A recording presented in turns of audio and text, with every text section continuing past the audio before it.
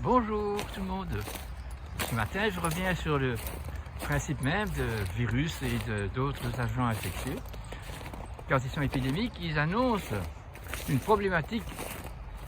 pandémique, ça veut dire dans une grande région. Et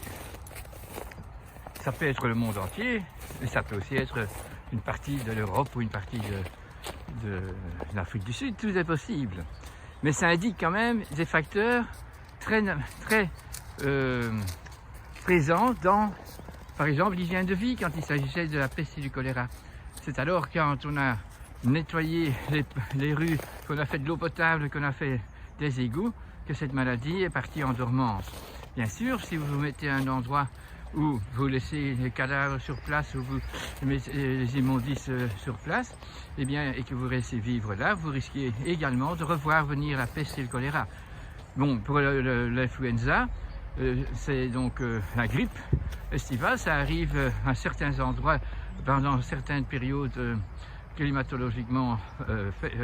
froides par exemple, ou humides, et alors les gens en parfaite santé ne l'attrapent pas, et comme la moyenne des gens ne sont pas dans la bonne santé parce qu'ils n'ont pas une bonne hygiène de vie, ils l'attrapent et après l'avoir rattrapé, eh bien ils ont refait leur fièvre, ils se sont confinés, ils ont bu des bonnes choses, ils ont fait des tisanes et ils ont pensé un peu de devenir actifs s'ils étaient fainéants ou de prendre du temps libre pour leur famille et pour promener leurs chiens s'ils ne le faisaient pas avant. Donc à chaque virus, il y a donc une mission à accomplir et c'est celle d'éveiller chez ceux qui l'attrapent et ceux qui sont proches de ceux qui l'ont attrapé, de comprendre quelle est la problématique aujourd'hui. Aujourd'hui, c'est bien sûr tout ce problème de notre nature qui a été polluée, qui a été vraiment pressée comme un citron jusqu'au bout, qui a été donc dans tous les niveaux, jusque dans l'espace. Nous avons fait des catastrophes pour la nature, tout ça sous l'auspice de la science, mais pas de la sagesse. Et voilà, si on pense qu'avec un vaccin, on peut nettoyer tout ça, comme on pourrait, avec un vaccin, empêcher la peste et le choléra, eh bien, on est à côté de la plaque tout à fait. Ici, c'est vraiment pandémique, c'est le monde entier qui doit se reconfiner, non, c'est pas se reconfiner, revoir sa façon de vivre, arrêter tout ce qui est catastrophe pour aujourd'hui et commencer à faire des belles choses à la hauteur de notre humilité, de l'endroit où on est, de se resociabiliser et alors comprendre que toutes les lois qui ont été mises pour permettre cette application de toute catastrophe sur Terre, donc autant les pesticides qui sont légiférés que les produits toxiques qu'on met dans l'aliment et que la médecine préventive au lieu de prendre les choses directement de l'original, eh bien c'est là qu'on doit commencer à guérir. Et alors automatiquement ce virus n'aura plus rien à nous appeler, puisque nous serons de nouveau dans un monde bien fait et qui accueillera plus ce virus, mais bien les enfants qui viendront seront soutenus par notre génération. C'est un travail important de notre part à faire.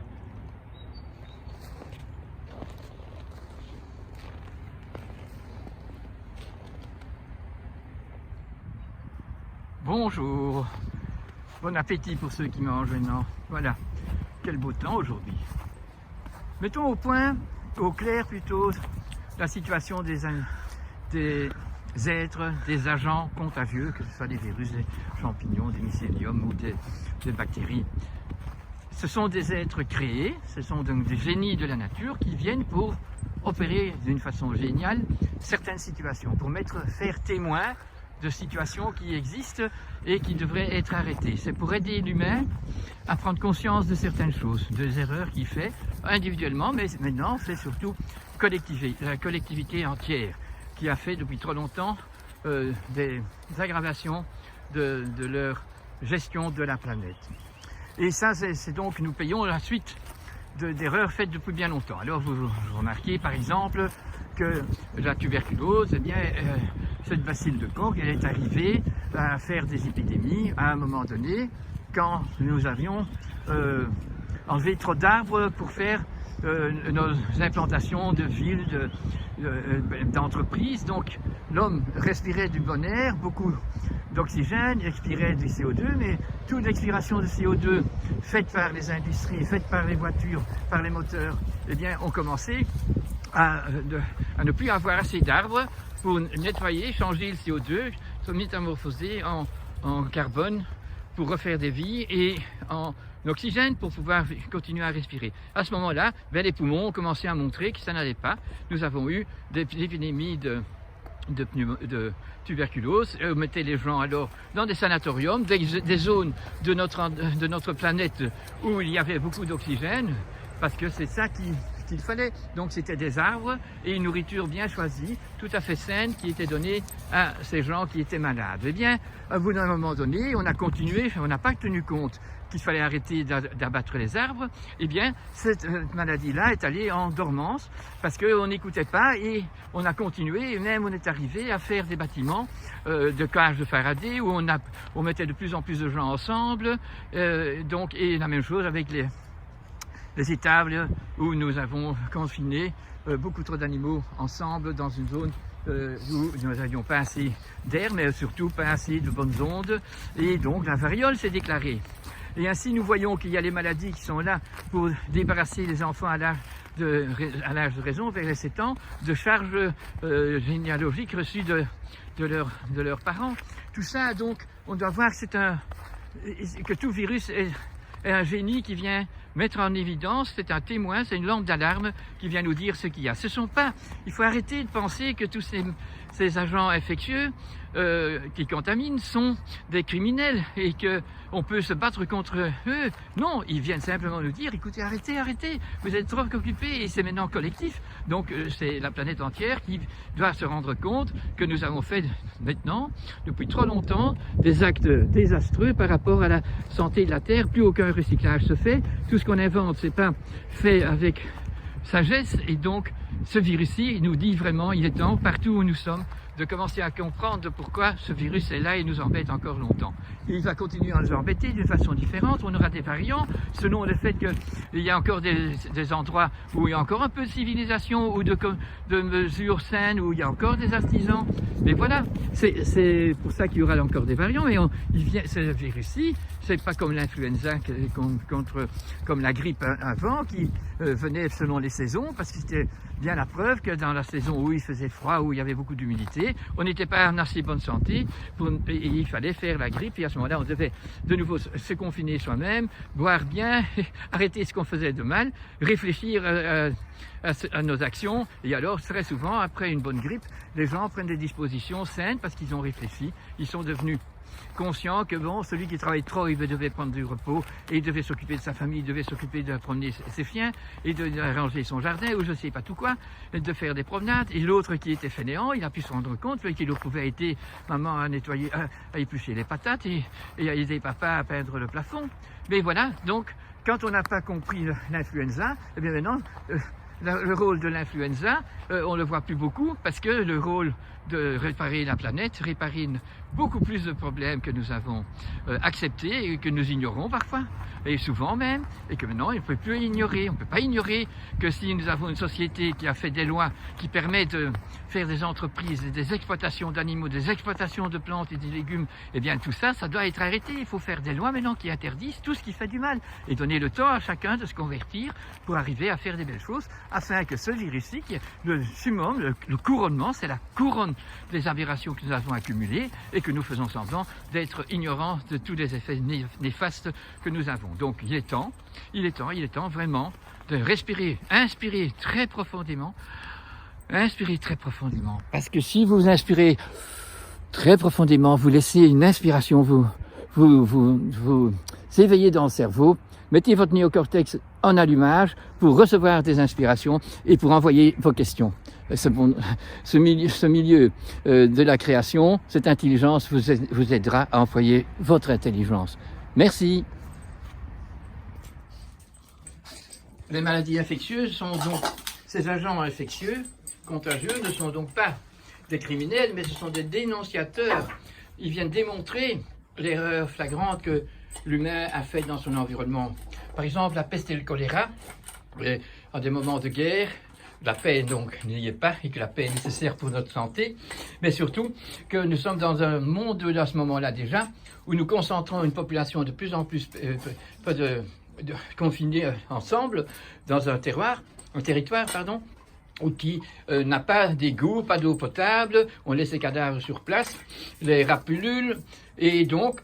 la guérison du monde est venue quand la paix est revenue et quand on a commencé à faire des égouts et qu'on a pu avoir de l'eau potable et que tout ça était donc bien mis selon des règles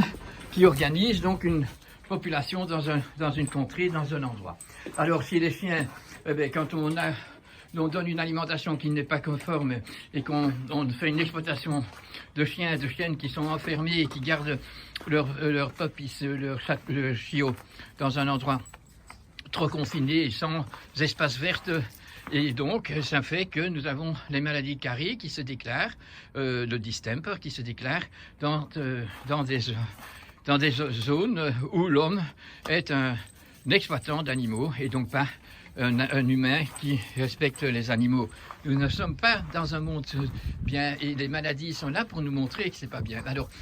dès qu'on fait des vaccins, on va dévier la maladie puisqu'on continue à faire des exploitations de chiennes pour avoir des bébés pour pouvoir les vendre. Donc nous sommes dans une corruption, donc la santé ne peut pas venir, et donc alors une maladie contagieuse vient nous éveiller et nous dire aïe aïe aïe, il faut arrêter de faire comme ça. Mais non, le vaccin va faire dévier la maladie si on ne sait plus faire aussi facilement le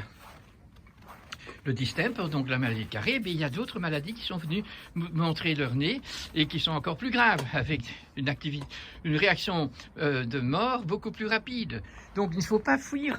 et vouloir tuer le virus ou trouver un moyen intellectuel, non de laboratoire, pour échapper au verdict de cette annonciation que fait telle ou telle maladie contagieuse. Il faut comprendre que ça veut dire on arrête de faire des exploitations, on